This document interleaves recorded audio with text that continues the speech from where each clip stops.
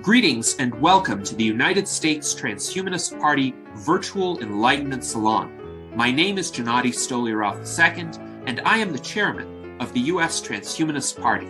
Here we hold conversations with some of the world's leading thinkers in longevity, science, technology, philosophy, and politics. Like the philosophers of the Age of Enlightenment, we aim to connect every field of human endeavor and arrive at new insights to achieve longer lives, greater rationality, and the progress of our civilization. Okay, new presentation. Gennady Stolyarov, a regular participant in our conference. There is a poster on the wall over there with some more details about Gennady. Of course, there will be another one poster, electronic, at the end of the conference with full details, because updates are coming permanently. Gennady is having a lot of activities. Now he will speak about the progress of artificial intelligence. But also, I would like to announce that in advance, he is author of Left Game, and I will speak about Left Game immediately after Gennady in order to make sure that he will be able to hear my presentation, because in Nevada at the moment is midnight. So not to force Gennady to stay all night awake. Later on, we will continue according to the time zone. Gennady, you have the floor. All right. Thank you very much, Angel. And it is an honor, as always, to present at the Vanguard Scientific Instruments in Management Conference. And hopefully you will recognize the timeliness of this topic. Artificial intelligence is advancing rapidly. And I think it is important, especially as transhumanists, as futurists, to bring some balance, nuance, rationality, and proportionality to a conversation that I think, especially these days, is overly dominated by both hype and fear. So today, I hope to point out both the immense progress that AI has been making, as well as to assuage, let's say, some of the more extreme concerns about artificial intelligence completely displacing humans or making humankind, human existence, human worth, and purpose obsolete. Because I certainly do not think that AI will have that effect. I think AI can have some disruptive effects, clearly, and we need to be aware of what those are. But right now, it seems all too often the conversation is dominated by a combination of hype and doomsaying. How many times have all of us heard the following statements or something along these lines, that AI will take all jobs and make human workers obsolete, that artificial general intelligence, AI that can learn and perform potentially any task without being specifically trained to do so, is imminent. Some have posited there will be an AI singularity by the year 2027. So now less than a year and a half from now, based off of large language models, which is essentially the current state-of-the-art technology for building AI systems that most members of the public are familiar with, like the chatbots, ChatGPT, Grok, Gemini, Claude, or the AI art generation platforms like Midjourney or DALL-E. Grok has a built-in AI generation platform as well. Some people say because AI is able to synthesize such vast amounts of knowledge in so many disciplines and provide answers, summaries, overviews that at least seem plausible to a layperson, you will never need to study or learn anything again because of AI. And on the other hand, some people will say, well, AI will make you lazy. It will make you over-reliant on it. Your brain will atrophy because of AI, because you will outsource too many of your cognitive tasks to AI. And so that will spell the doom of humans actually doing anything meaningful, and it will lead our species to decay and deteriorate. Some people will say AI will inevitably escape all human safeguards and destroy humanity. It's Eliezer Yudkowsky's set of talking points that if anyone builds an artificial general intelligence, everyone will die. No matter what we do, we are doomed. And the best we can hope for, some will say, and sometimes these people even portray themselves as being optimists, as AI replaces us or even ends our existences, we can hope that AI will be a worthy successor to humanity. Now, I don't buy any of these talking points. I think such statements stoke sensationalism, and they do not advance anyone's well-being. Well, maybe they advance the momentary fame and visibility of those who are making these kinds of claims. And I think, unfortunately, a vulnerability of human psychology is that people tend to fall for the more extreme statements often because we evolved in an environment where if we see something behind a bush in the distance, well, we can assume that it's something benign, or we can assume that it's a predator. And if we assume that it's benign and we go about our way, well, maybe we'll survive, or maybe it actually is a predator and it will eat us or do something else to end our existences. So our ancestors who survived tended to assume that it was a predator. And I think with any new development, including AI, people are already primed through their, let's say, evolutionary baggage to make that kind of assumption. But I think it's important to consider, what are all of these statements missing? Why are they incorrect?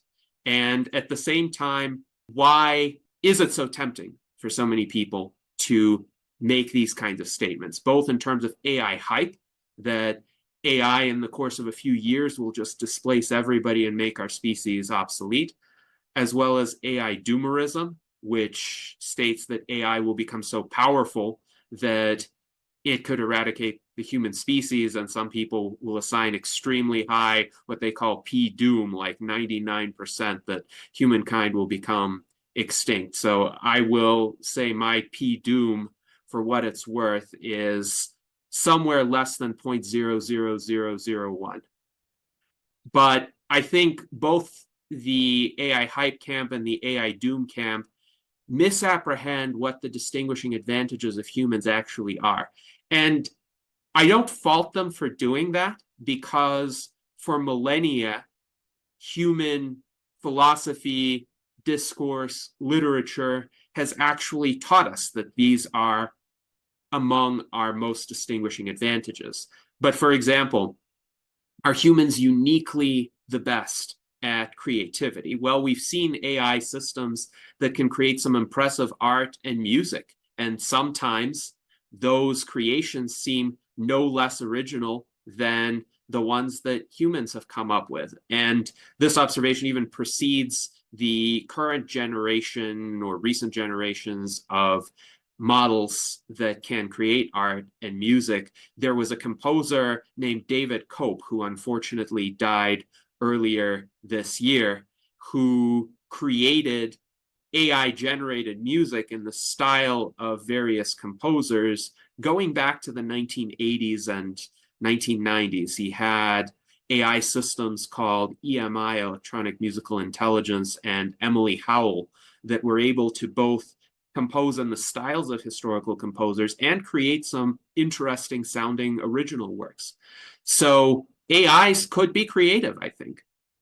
Are humans uniquely superior at logical reasoning? Well, we see many AIs, including commonly used large language models, that can already reason better and more comprehensively than most humans. Certainly, they are less likely to fall prey to very common fallacies or common propaganda techniques.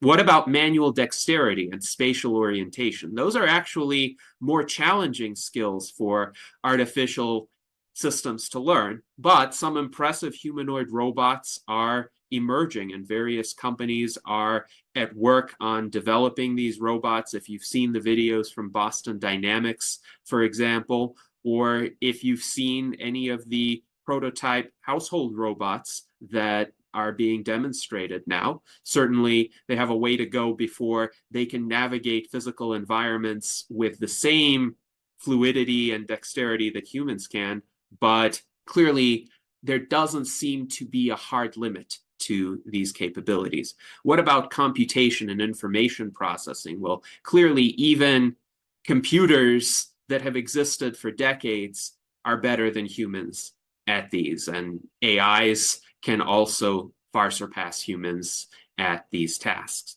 Now, what about compassion, empathy, and emotional intelligence? These have often been presented as unique human attributes, but some people have engaged in dialogue with large language models, and it seems, at least in many cases, that those models are able to offer responses that those people find to be more compassionate or to, in some ways, be more understanding or more reflective of their situations than responses of humans. I think sometimes even people may be misled, for instance, into using AI for purposes of therapy, where the large language models are actually not sufficiently advanced or tailored for that purpose. But people do find some of their responses to be emotionally compelling. What about ethics, morality, and wisdom? Well, I would contend that perhaps any one of today's commonly used AIs would do a better job than today's crop of dominant politicians, business leaders, and cultural figures. And I know that's a low bar to exceed. However, I will make that observation. I would rather have an AI as president than the presidents or other national leaders that currently dominate the world. So where does that leave us? So AIs have previously defied predictions of what AIs could never do. And this is now a famous cartoon from Ray Kurzweil's 2005 book, The Singularity is Near. And this character at the desk is meant to represent the human race. And on the wall are all of the statements of what AI cannot do or what only humans can do. And on the floor are all of such previous statements that have been discarded. But the human race continues to write new statements. But what is interesting about this kind of critique and these kinds of statements that AIs seem to essentially defy the limitations of, these are statements about specific capabilities like playing chess or improvising music or understanding speech or translating. So these are specific tasks that it's alleged that AI can never do, and AI systems are developed to do them. But these are not so much broader attributes of the kind that I will be discussing. And this is also timely because it was one of the key areas of focus in our 2024 election campaign, where our presidential candidate, Tom Ross, had a major emphasis on the need to focus on attributes that cannot be coded or automated away. So it is possible for there to be major disruptions in the job market because of automation and artificial intelligence. In the past, when new technologies have been developed, it is true that certain professions, certain lines of work, certain tasks were made obsolete. Humans no longer needed to perform them, or what those tasks looked like became very different. So one of his 3 campaign initiatives, the Earthling Initiative, was intended to prepare Americans for the technological and economic singularity. I think it's more of a long-term endeavor to engage in such preparation, but it's quite worthwhile to think about what truly makes humans stand apart. What human skills, faculties, attributes truly are irreplaceable and will not be made obsolete by AI anytime soon. And some of this transition could indeed involve support for people who are temporarily displaced from their jobs. Ideas like a universal basic income or retraining initiatives, educational tools, harnessing AI for the purpose of helping humans build new skills or discover the skills that they already have that perhaps were not explicitly articulated or deployed in such a way as to enable those humans to thrive. Because if we get this transition right, AI and automation can bring about immense improvements to living standards. So one of Tom Ross's many advertising campaigns focused on this idea of paradism. So you can see here a post-laundry automated utopia, or a post-vacuuming automated utopia, or a post-mowing automated utopia, where the robots can do all of these tasks so that you can enjoy post-scarcity automated weekends, and a robot can come by and charge your electric vehicle while you are engaged in whatever activities bring you meaning and fulfillment and enjoyment in your day. So that's the kind of future that we want. We don't want a future of hype and fear. We don't want a future where humans are arrayed against AI. We want a future where humans coexist with AI. And that means we need to know the distinguishing advantages of AIs, but also the distinguishing advantages of us, humans. So the arrival of artificial intelligence in many spheres of life has caused fundamental rethinking of this question. What does it mean to be human? Because clearly what traditional philosophies, conceptual systems, or colloquial understandings have taught us as being the distinguishing advantages of humans are perhaps less exclusive than they have historically seemed. However, other attributes that were overlooked or taken for granted actually turn out to be essential advantages that I don't think AIs will possess anytime soon. So what are the actual advantages of humans? I thought of 10, and interestingly enough, I asked both Grok and ChatGPT, what do you think of this list? Are these actual advantages of humans over AI systems? And both Grok and ChatGPT agreed with me on each of these points. For what it's worth, but I think these points will stand on their own, irrespective of what AI systems have to say about them.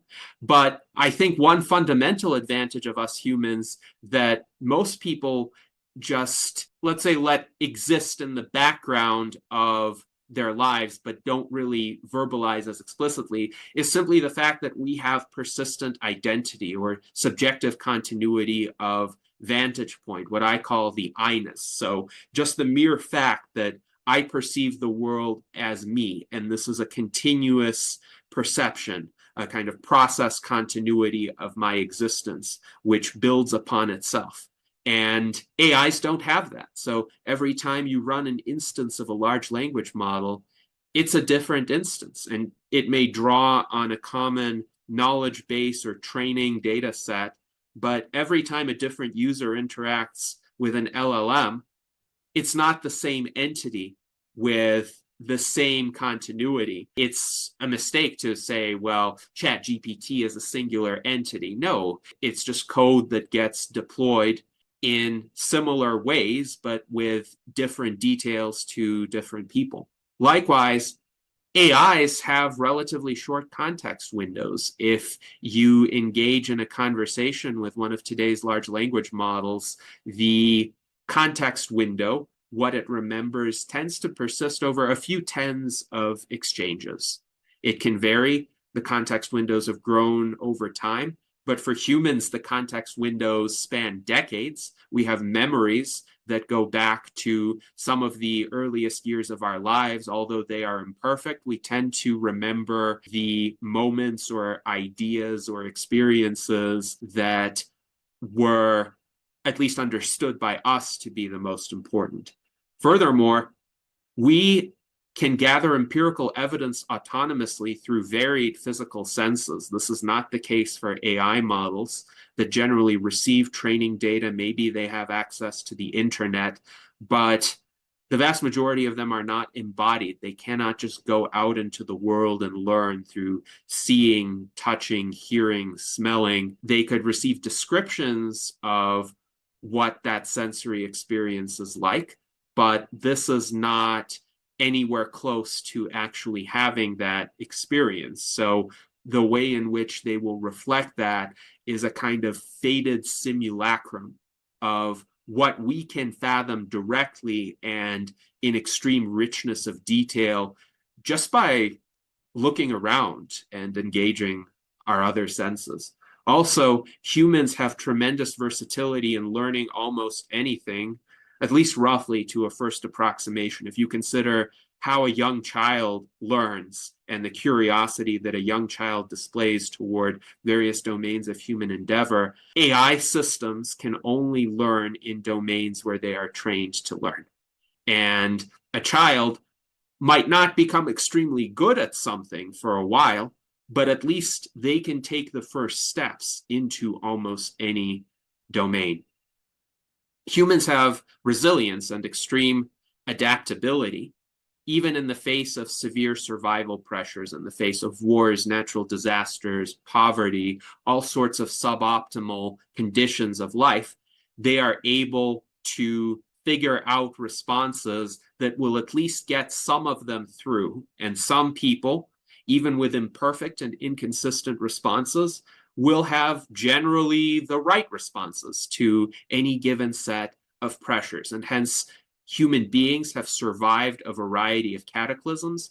AI systems require environments that are finely optimized and tailored to their existence, and they can function tremendously well within a set of background conditions that are actually quite fragile if one has studied history to any significant extent. So in any sort of crisis or cataclysm, my bet would be that humans will outlast AI systems. Also, humans have the ability to implement rough heuristic solutions when precise approaches are not available or too costly. Sometimes AI systems will overthink and get stuck in infinite loops or try to devote undue amounts of energy and resources to problems that could be solved, perhaps again, not as precisely, but in a manner that's good enough to suit the needs of the entities that are actually affected by these problems. And humans tend to have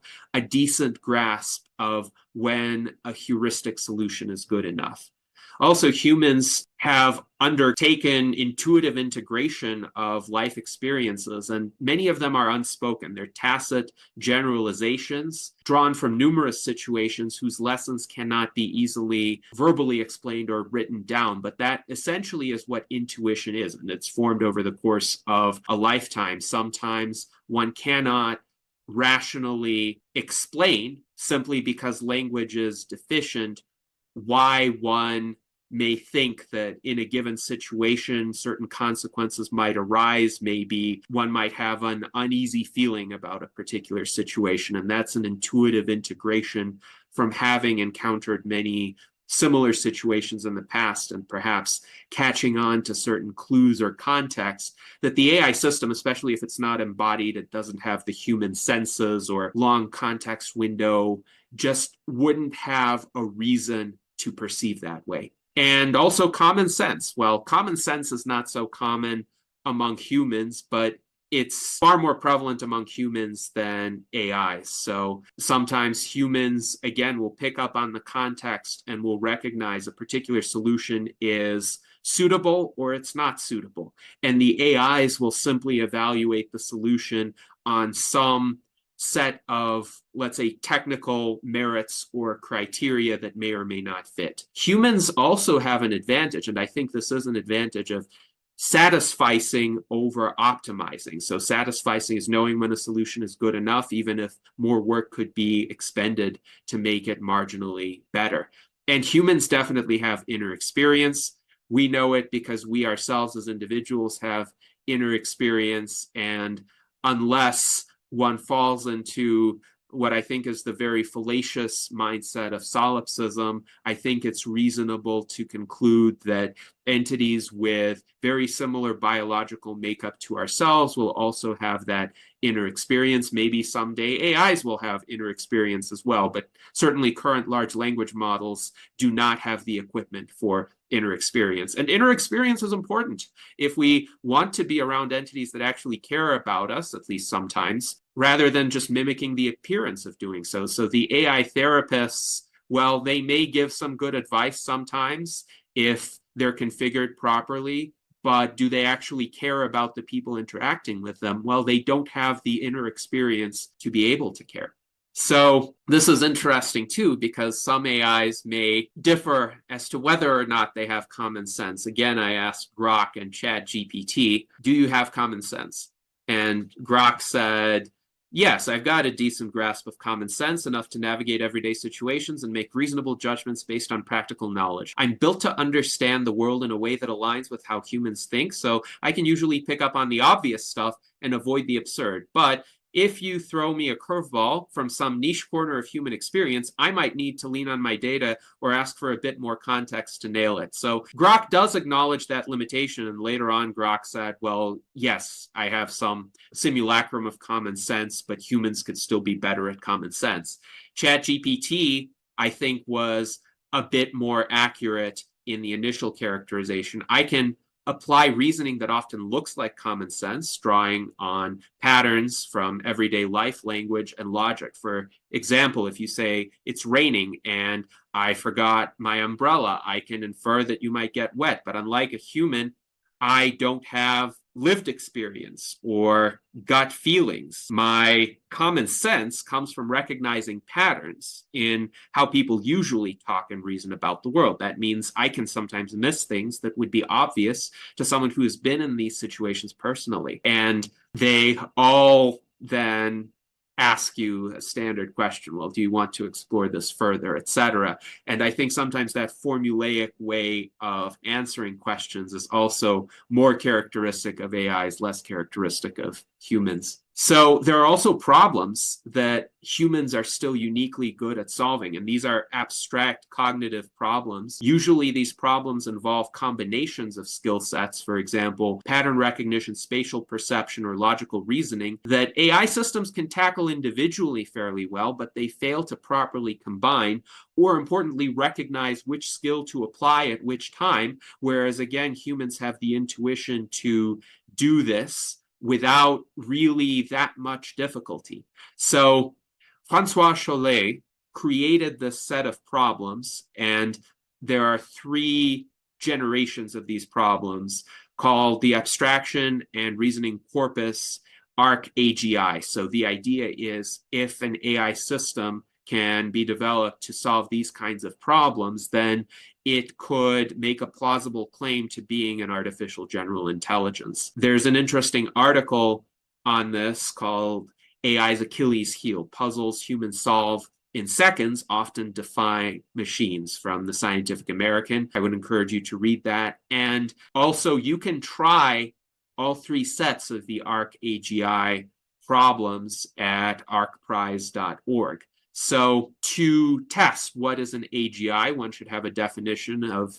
AGI. So this framework is based on the definition that AGI is a system that can efficiently acquire new skills outside of its training data. Francois Chollet wrote that the intelligence of a system is a measure of its skill acquisition efficiency over a scope of tasks with respect to priors, experiences, and generalization difficulty. And he wrote this in 2019, so before the current crop of large language models. No current AI system is anywhere close to embodying those characteristics. For example, we have impressive chess-playing AIs that can beat humans. No chess-playing AI today can learn to drive a car without being taught. We have impressive AIs that can drive cars, though. I've ridden in Waymo self-driving automobiles. I would trust them to a greater extent than I would trust the vast majority of human drivers. But no self-driving car AI can learn chess without being taught. A large language model cannot learn to fold laundry. How could it? Even to the level of a current humanoid robot. least without being taught, without being put inside a robot and explicitly given the routine for folding laundry.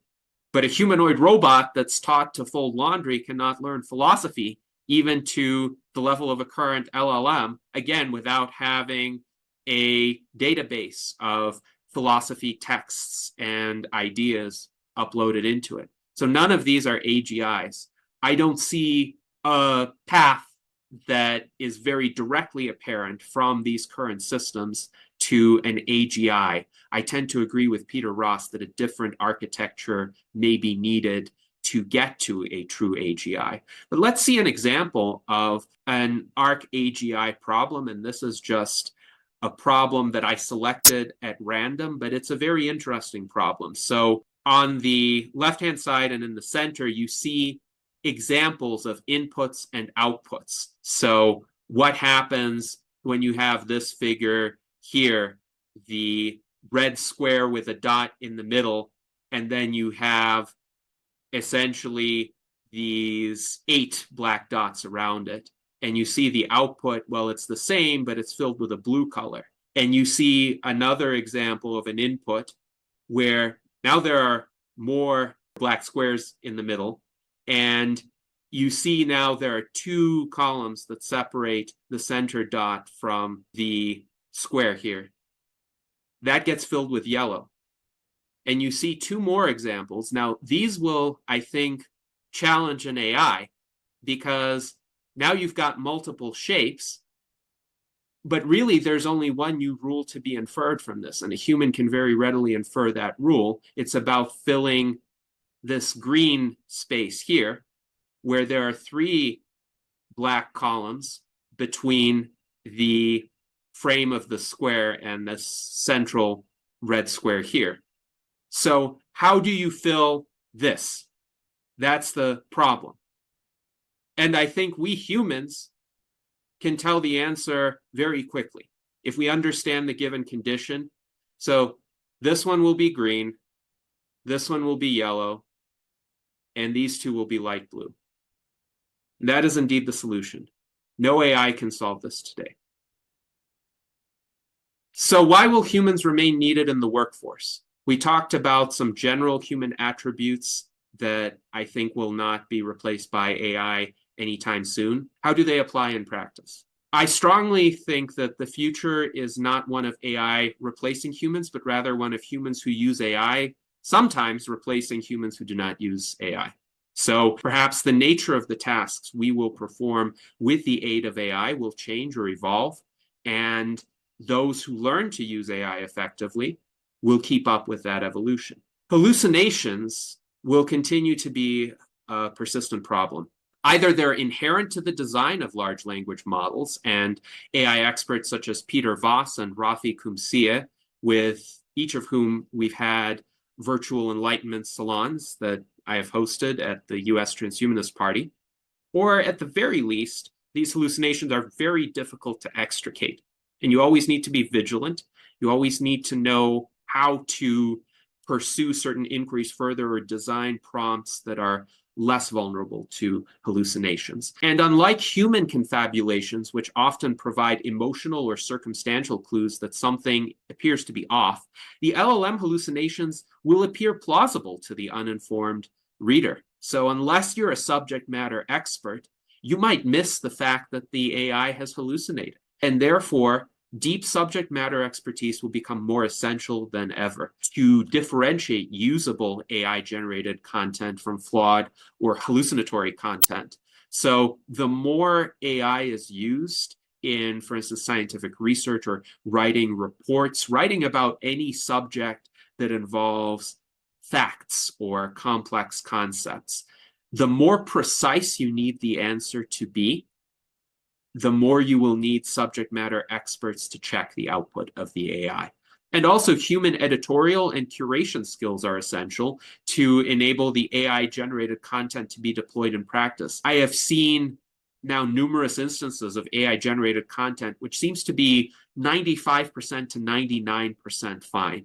But the other 1% to 5% if it were allowed to remain as is, would be clearly seen as absurd or inaccurate or even, let's say, damaging to the reputation of the person or organization that deploys it. So you need a vigilant eye, you need a skillful editor to detect which 1 to 5% to remove or replace, or ask another AI to provide the actual good content there. And also, if you have a larger project, an AI cannot create your entire project for you. What specific pieces of AI-generated content belong in a work product? In what sequence? And how do they relate to other AI creations and human creations? Because I think a lot of work products, outputs, they're not going to be exclusively human or exclusively AI. They'll have elements of both, and which elements work best in which places, in which projects, that will be a human skill set to determine. And then human prompting skills will be necessary to even generate decent AI content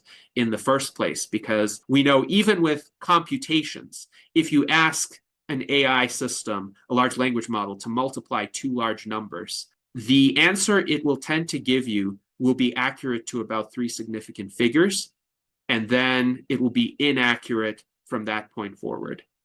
However, if you ask it to give a precise calculation, or if you challenge its first attempt, it will engage a subroutine.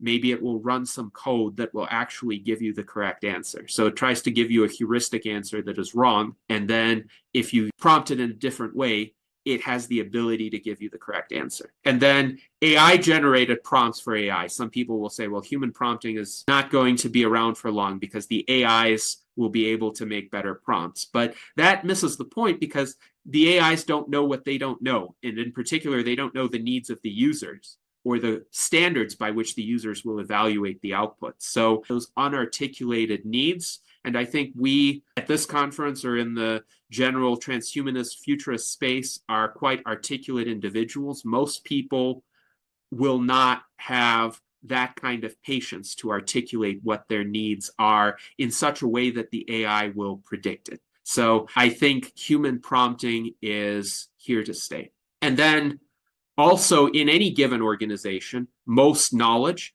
is tacit. And even in any given person who has worked in a particular role for a long time, it is a distillation of years of experience. It's often not written down in a procedure, manual, or other legible format. Most knowledge is distributed across persons. So different people may hold different pieces of knowledge that is essential to making an organization work. And AIs also may generate valuable knowledge and insights, but those will be different from the knowledge and insights that humans can generate. AIs will have some pieces that are needed to make an organization work, but many different humans will continue to hold on to other pieces. So it will be a kind of heterogeneous landscape of knowledge and experience. And similarly, while AIs may generate impressive writing or artistic output, humans will continue to be able to generate writing or artistic output. It might not be better, it would just be different by virtue of these human minds being different from, let's call them, the minds of any AI systems. And this difference will continue to have value, just like differences among humans that lead to different outputs have value in our society today. And then persistent human identity contributes to the formation of institutional memory in an organization, and that institutional memory is crucial. I've seen what can happen when institutional memory is lost, for instance, through rapid personnel turnover. And I think a lot of companies in Silicon Valley today are making huge mistakes by laying off thousands of workers under maybe the excuse that AI is rendering those jobs obsolete, because I don't think that is actually what is happening, but they're losing a lot of that long context, a lot of that institutional memory. And institutional memory is passed on gradually in an organization, often without being cataloged or proceduralized through everyday interactions. And some people will say, well, okay, if you have experience, if you have subject matter expertise, you will remain valuable. But what about entry-level workers? Can't AI do the simple entry-level tasks that are often delegated to these individuals? But I would say even entry-level jobs will have value, because existing decision makers should value the continuity of vision and implementation. Ultimately, people in their current positions in an organization, even in top leadership positions, aren't necessarily going to be there always, aren't necessarily going to want to always be there. Maybe the transition is something they welcome if they want to go on to do other things, but then they would wish to preserve what they have built. And the best way to achieve that continuity of implementation is to train and mentor one's eventual successors and to secure their loyalty by treating them well. And I don't think an AI quite would do that task. At least I don't think an AI could be programmed to have that continuity of vision over the course of many decades as contrasted with a human successor. So now we come to executive decision making.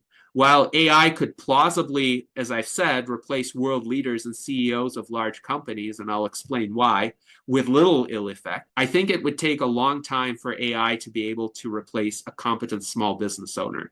And this seems like a paradox, but I think we understand that running a business effectively requires general intelligence, paying attention to developments in a large number of disparate domains, calibrating effective responses under various constraints. So narrow AI can't do all of that. It might be able to assist in some specific tasks. But even for effective project management or coordinating social interactions, those kinds of capabilities are required.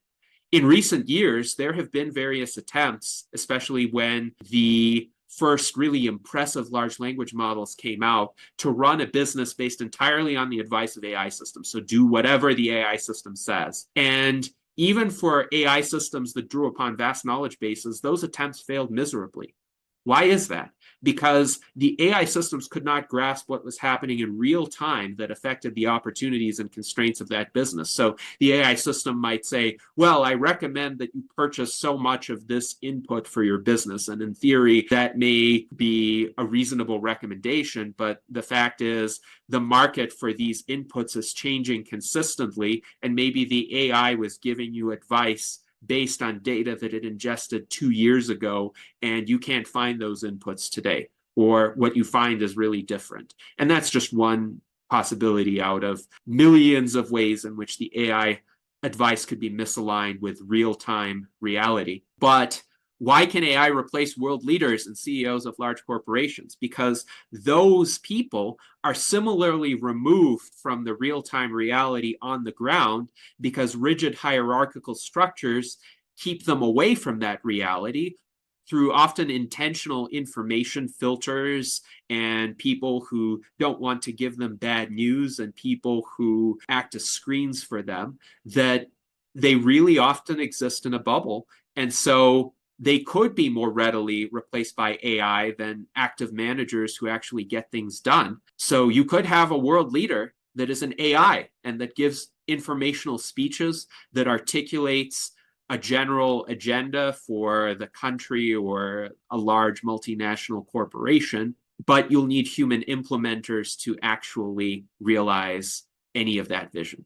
So to conclude, I think this is an idea that anybody can apply to make sure that one endures and remains valuable in an era of increasing deployment of artificial intelligence. I think the greatest value a human being can bring is in their individual life story and the way in which the story influences everything that human does, because no AI can capture that fully with the same depth and nuance. And leveraging the unique attributes and advantages derived from one's life story is a way to reliably differentiate oneself from AI and remain resilient to any disruptions involving AI. And I say this knowing full well that there are attempts right now to create AI avatars of people, including people who are alive today, and that will continue to happen. But the fact is, the AI avatar only knows what you give it.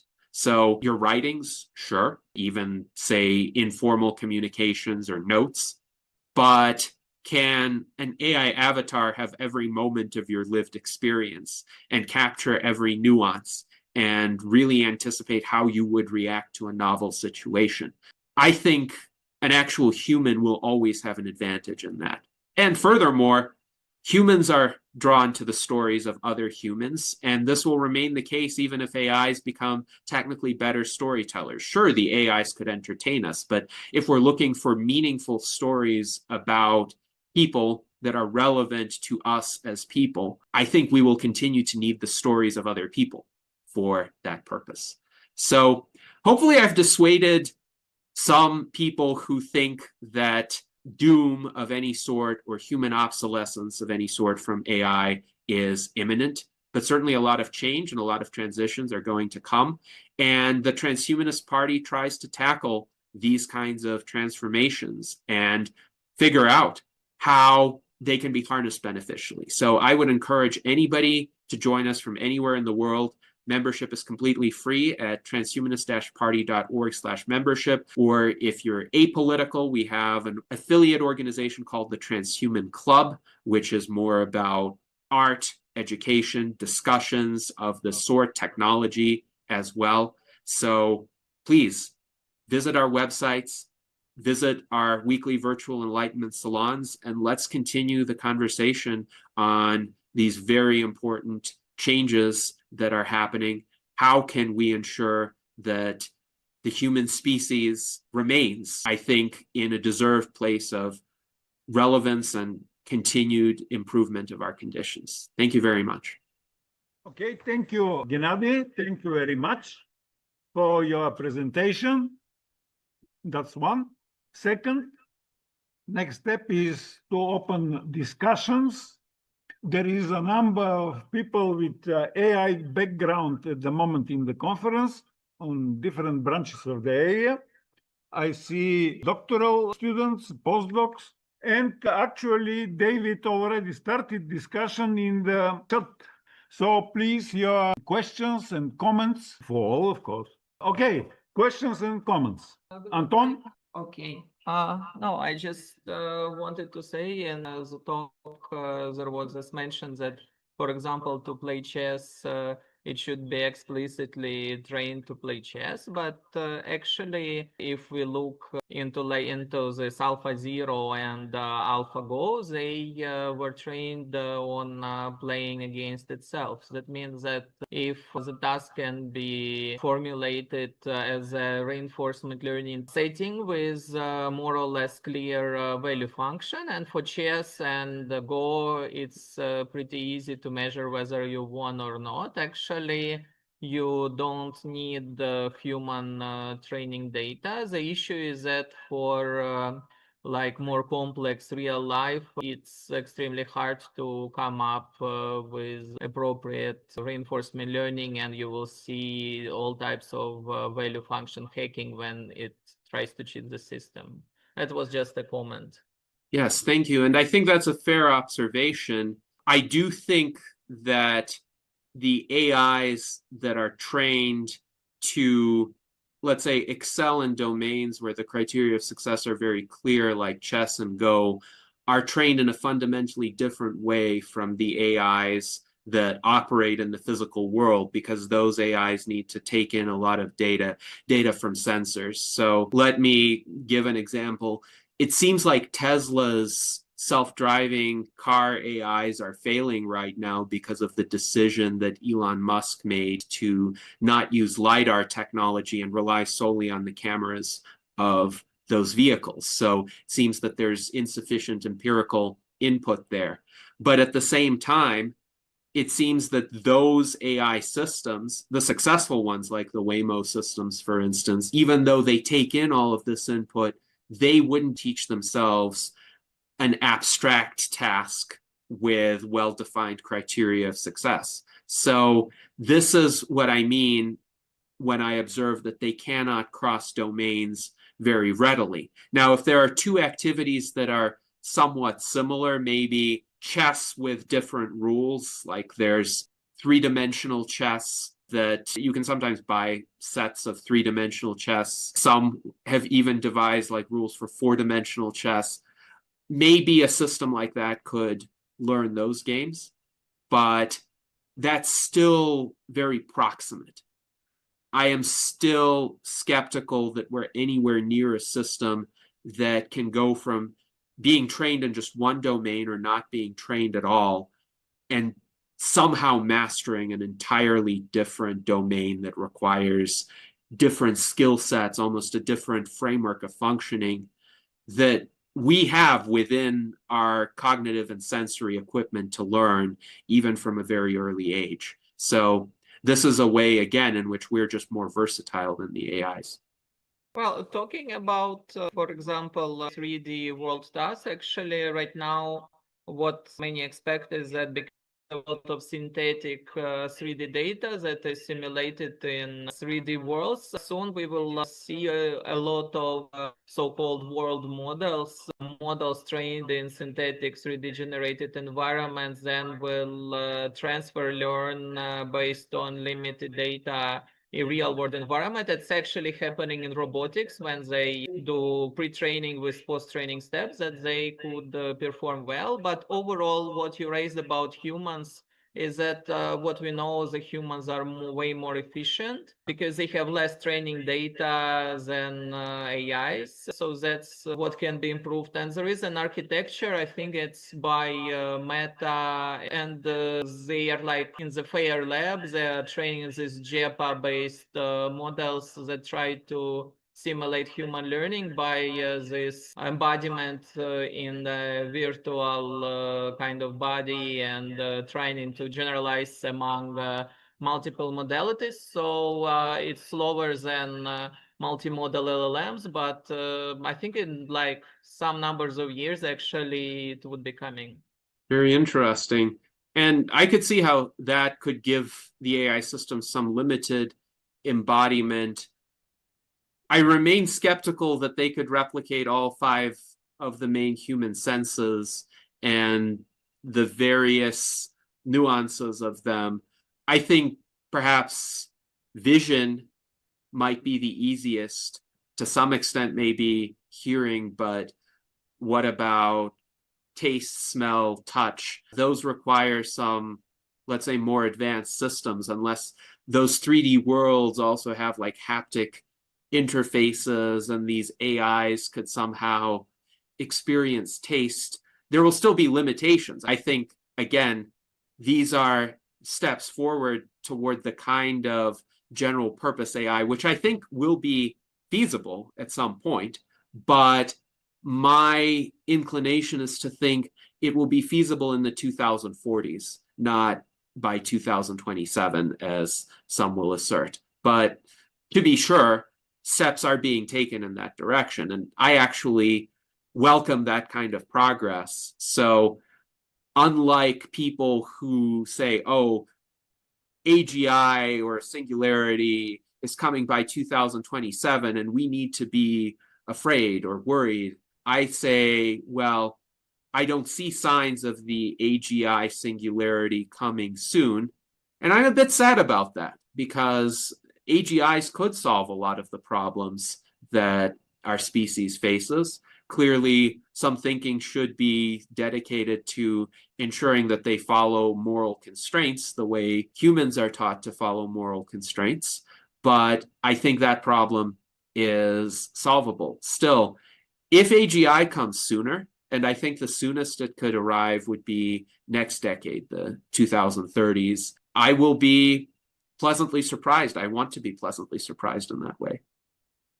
Okay, I'm also optimistic. Thanks. Okay, thank you. I would like to give a positive example of Anton and Livia. For foreigners physically visiting our conference already for the second time, Anton is having a permanent chair on the table. So I do invite again all foreigner participants to visit, if not this, then the next Ravda conference. Evidently, I have to make a more active advertising campaign.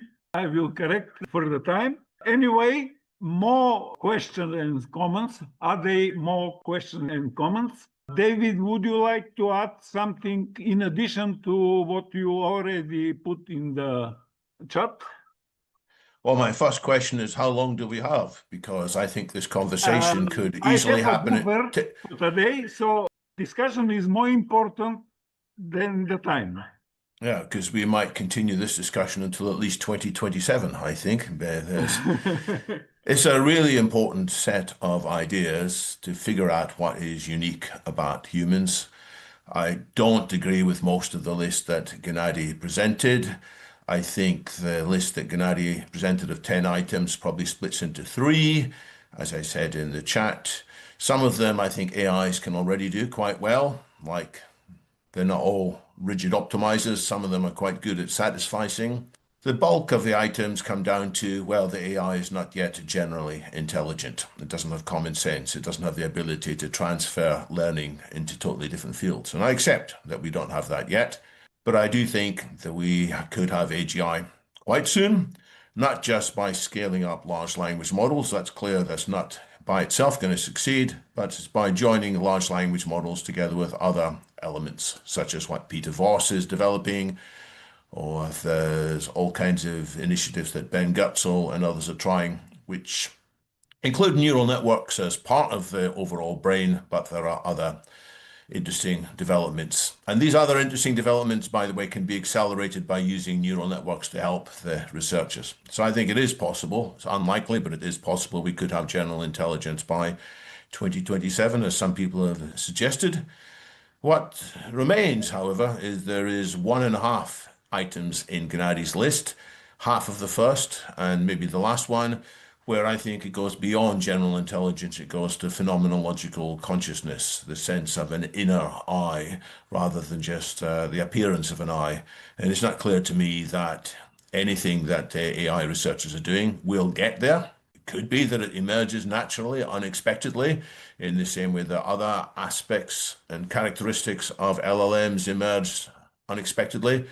But I think it's also feasible that so long as AI models are based on anything like the hardware they're currently running on, these systems won't be phenomenologically conscious, and to that extent humans will have a unique value going forward. But still, there are reasons to worry. The reasons to worry are that the AIs, even though they are not phenomenologically conscious, they may still be used by ill-intentioned people, or by naive people, or by over-optimistic people, or by people who are deeply frustrated and hate the world, whether it's Hamas terrorists or other kinds of terrorists, whether it's people who are just fed up with the world because of other reasons. They could use AI for terrible purposes, which is why I think we need to prioritize addressing these questions in advance. How do we ensure that AI remains under our control? And that also means remaining under our understanding. And in neither of these are we doing a good job, which is why I am concerned, which is why I have said that my PDOOM is about 5/12, which sounds like a strange number, but I give the reasoning behind that in some of the articles I've linked to in the chat. Now, as I said, I think this discussion could easily go on to 2027, but I'm happy to hear Gennady's replies to some of these points at least. Yes, thank you, David, for the analysis and the critique. And I do hope that in many respects, the conversation will continue through 2027, and there will be various installments of the conversation.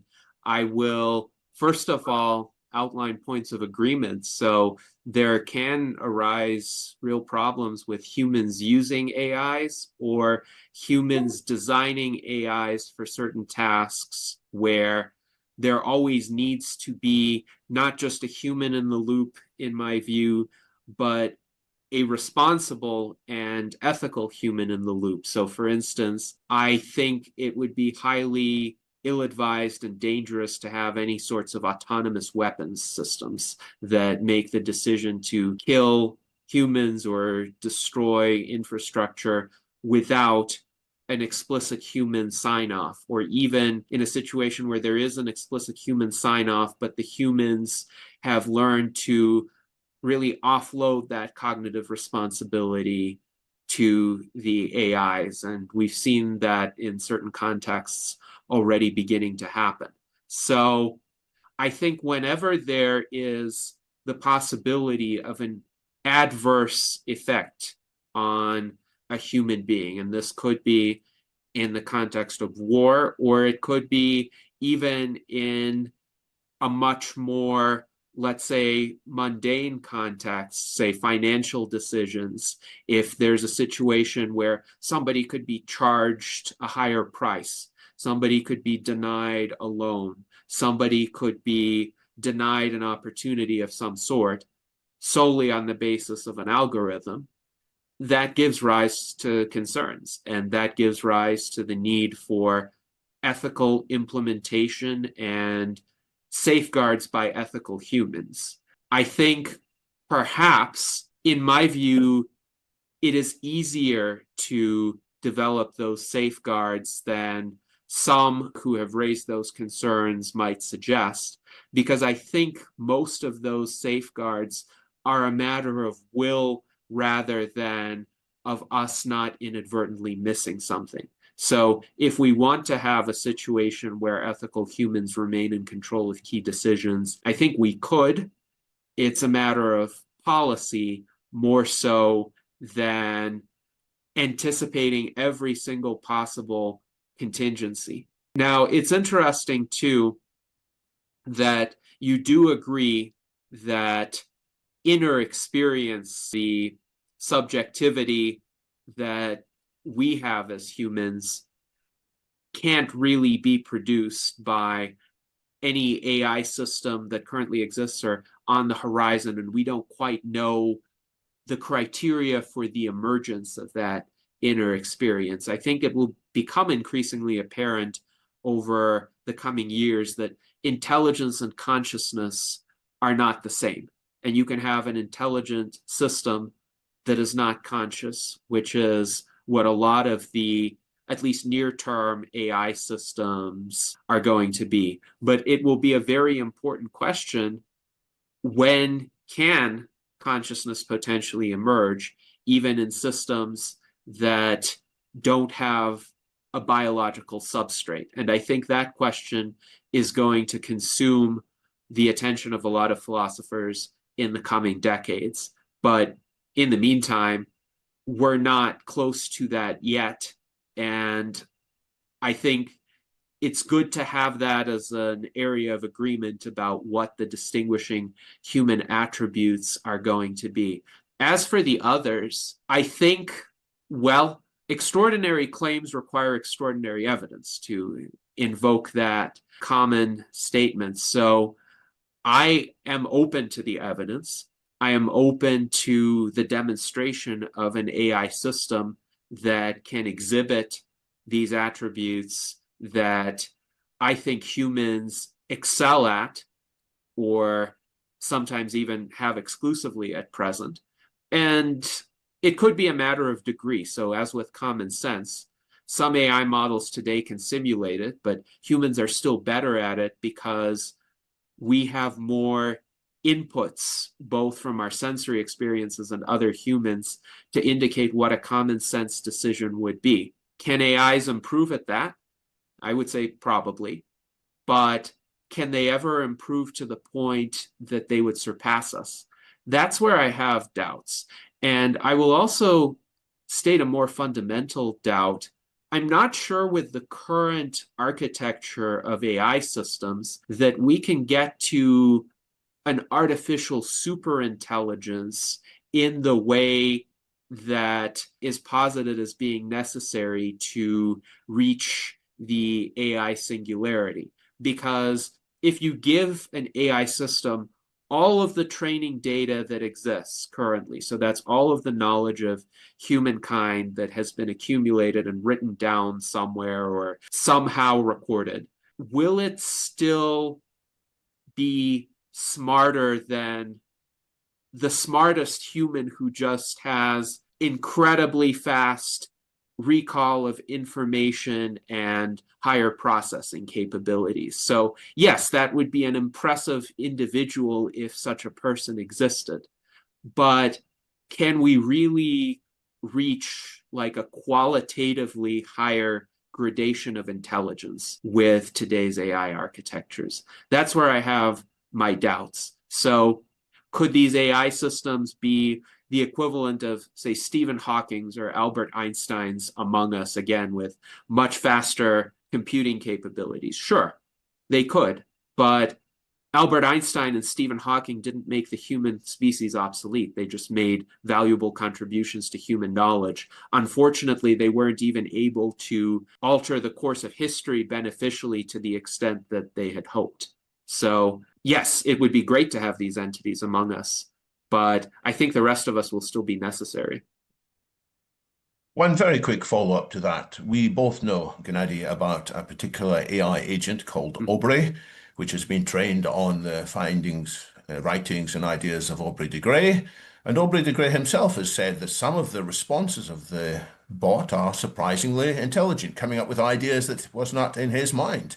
In other words, this bot had all the same attributes of Aubrey de Grey, or many of the same attributes, but had access to more training information, read more articles. And so Aubrey already feels in some cases that his own research may be accelerated by the assistance of this agent. And what we need to get to the singularity is simply that the software engineers who are currently designing the next generation of AI, that their work will go much faster because of simulations of them and their working environments. So the key point is when we have companies like OpenAI or whatever who are able to unleash one generation of AI to help them design much more quickly the next generation of AI. And once that's in place, it will allow them to get much closer to general intelligence. So that's the tipping point. Are we seeing signs that it's coming? Well, even people like Francois Chollet, who you mentioned and who is a real gem. I saw him give a talk in Seattle just over a year ago at the previous AGI conference, in which he did outline the ARC AGI challenge. And he said here are various things that he didn't think AIs would solve anytime soon. Since then, he has gone on record and saying he has revised down his timelines. I put in the chat a conversation between him and Dwarkesh Patel. Dwarkesh Patel is probably the best podcast now on what's happening in AI. He does it very well. And Francois emphasizes there that he's reduced his timelines, not to 2027. He says probably about 5 years out. So he is seeing AI solve some of the problems more quickly than he had thought possible. There's the evidence that things are still making significant progress. Yes, that is fascinating. Thank you. Thank you. I think that we have to stop the discussions. We spent a lot of time. So thank you very much, Gennady.